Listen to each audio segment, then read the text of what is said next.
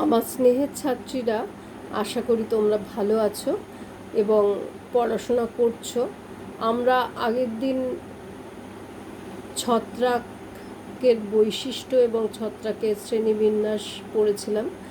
আজকে আমরা 5 kingdom classification, ওয়াইটেকারের যে 5 কিংডম ক্লাসিফিকেশন, তার মেরিটস এবং ডিমেরিটসগুলো নিয়ে প্রথমে আলোচনা করব।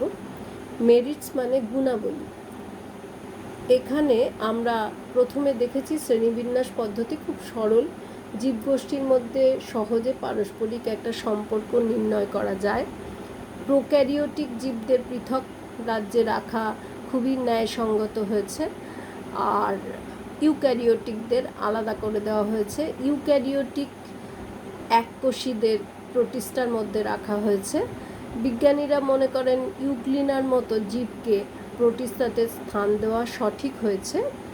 ছত্রাকের জন্য একটা পৃথক রাজ্য করা হয়েছে, উদ্ভিদের জন্য পৃথক রাজ্য এবং প্রাণীদের জন্য পৃথক রাজ্য করা হয়েছে। পঞ্চরাজ্য বা 5 কিংডম ক্লাসিফিকেশন জীবের আকার, আকৃতি, কোষের গঠনের জটিলতা, পুষ্টি, বৈচিত্র্য ইত্যাদির উপর নির্ভর করে তৈরি করা হয়েছে, যা বিজ্ঞানসম্মত এবং উদ্ভিদ এবং প্রাণীর মধ্যে পার্থক্য থেকে অনেক বেশি এটা গুরুত্বপূর্ণ।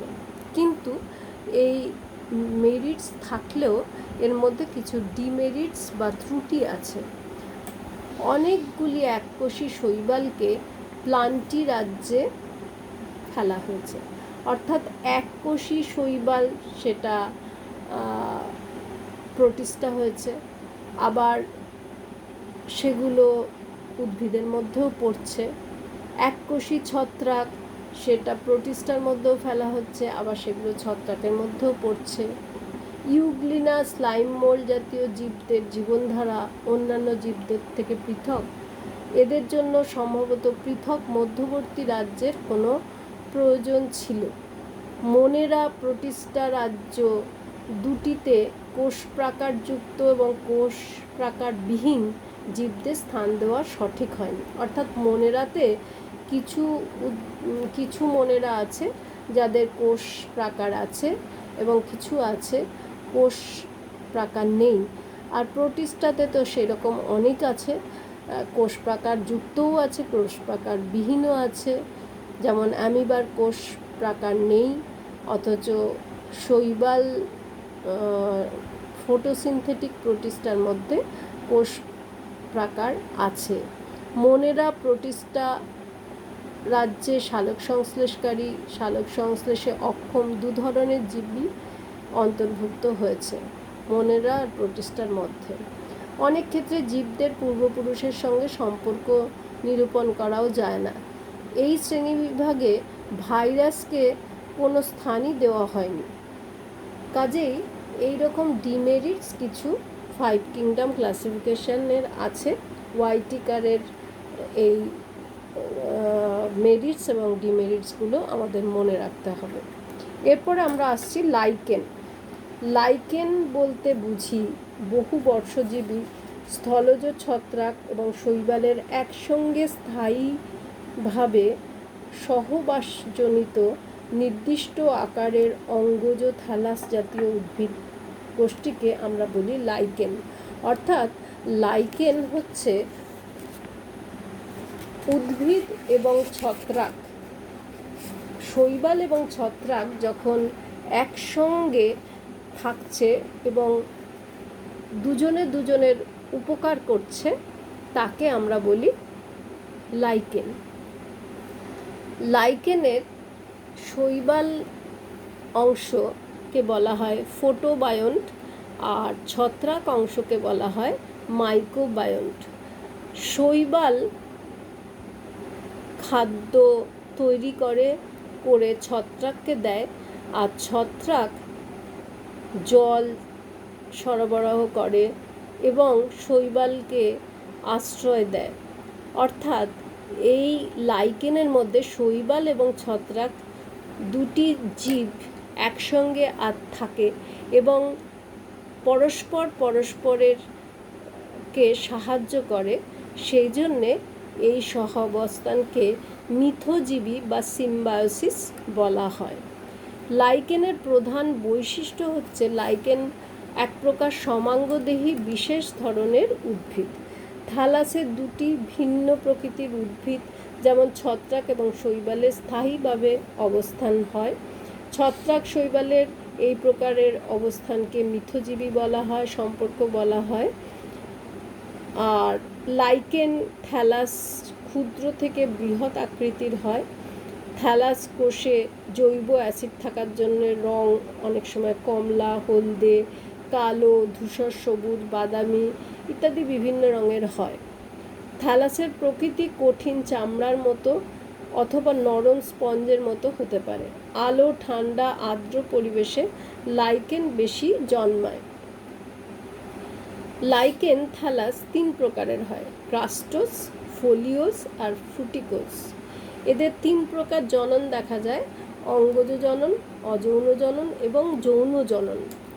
লাইকেনের উদাহরণ উসনিয়া ফ্লোরিডা, ক্ল্যাডোনিয়া পিক্সিডাটা, এভারনিয়া প্রুনান্সিটি, লিকোনোরা সাক্সিকোলা।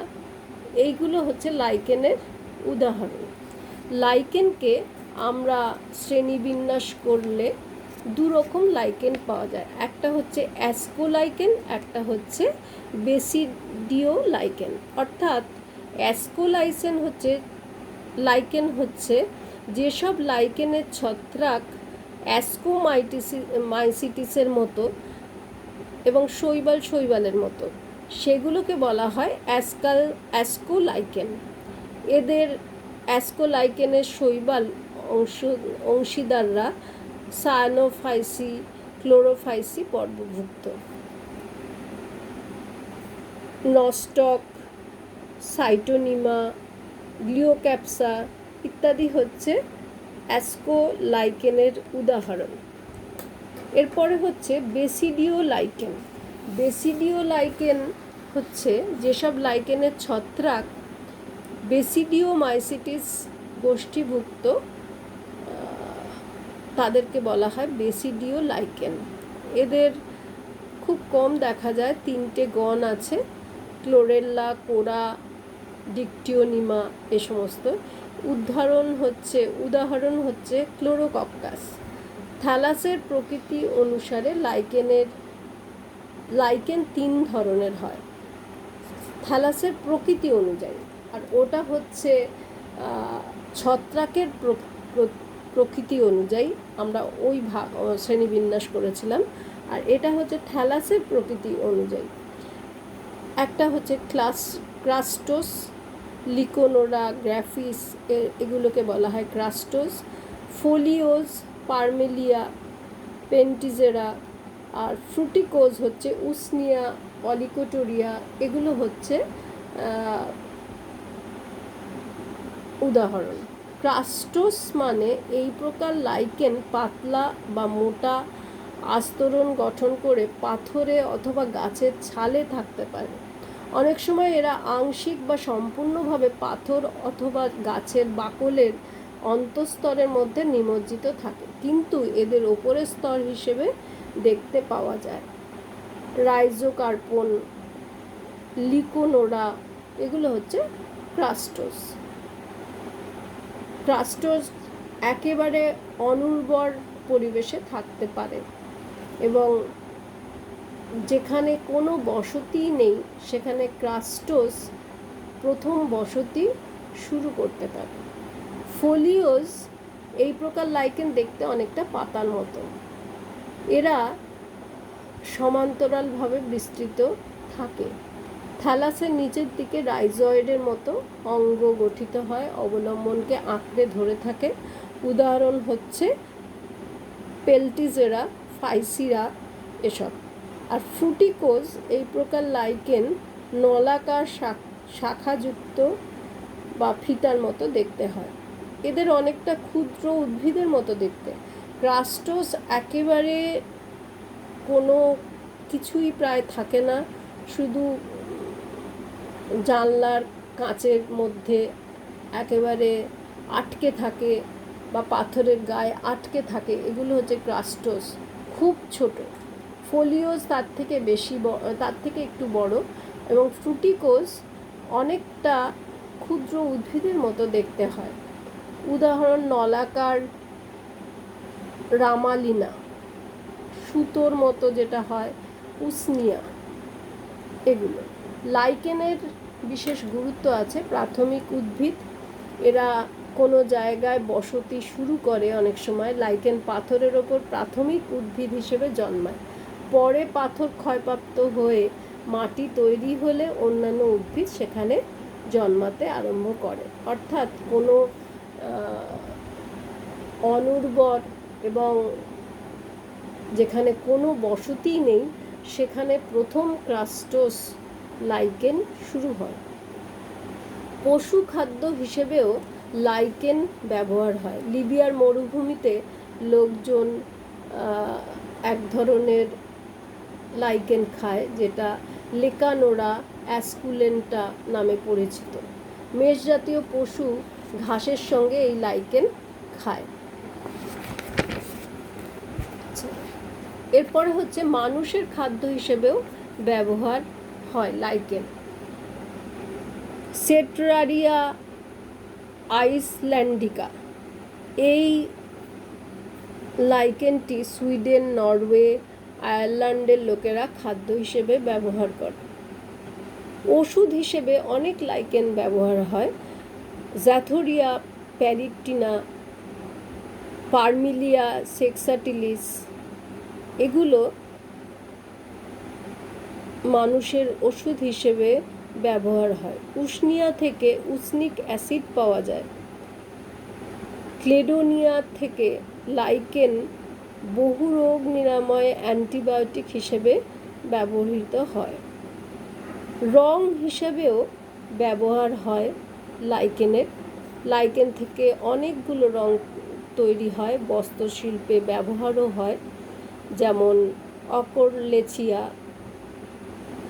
অক্রোলেচিয়া, এই ধরনের লাইকেন থেকে লাল, গাঢ় গোলাপি রং পাওয়া যায়।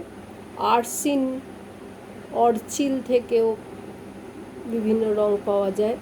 অর্চিন এক প্রকার নীল রং, যা আগেকার দিনে উল রং করার জন্য ব্যবহার হতো। রক্সেলা নামে লাইকেন থেকে লিটমাস পেপার তৈরি হয়। ধাতব পদার্থ উৎপাদনে ব্যবহার হয়। লিকোনোরা থেকে ক্যালসিয়াম অক্সালেট তৈরি হয়, পাওয়া যায় আর কি। লিকোনোরাতে ক্যালসিয়াম অক্সালেট পাওয়া যায়। ট্যানিনে ব্যবহার হয়, চামড়া ট্যান করার জন্যে। লেবোরিয়া পালমোনেরিয়া নামক যে লাইকেন সেটি ব্যবহার হয়। দূষক নির্ধারক হিসেবে লাইকেনের ব্যবহার অত্যন্ত গুরুত্বপূর্ণ। লাইকেন দূষণ নির্দেশক হিসেবে ব্যবহৃত হয়।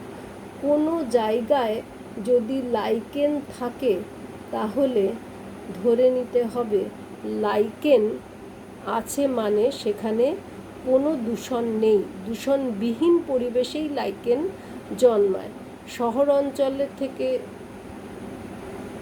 অনেক দূরে, যেখানে বায়ু দূষণ একেবারেই থাকে না, সেখানে লাইকেন জন্মায়। কিন্তু শহর অঞ্চলে বায়ু দূষণ থাকে বলে লাইকেন কখনোই জন্মাতে পারে না।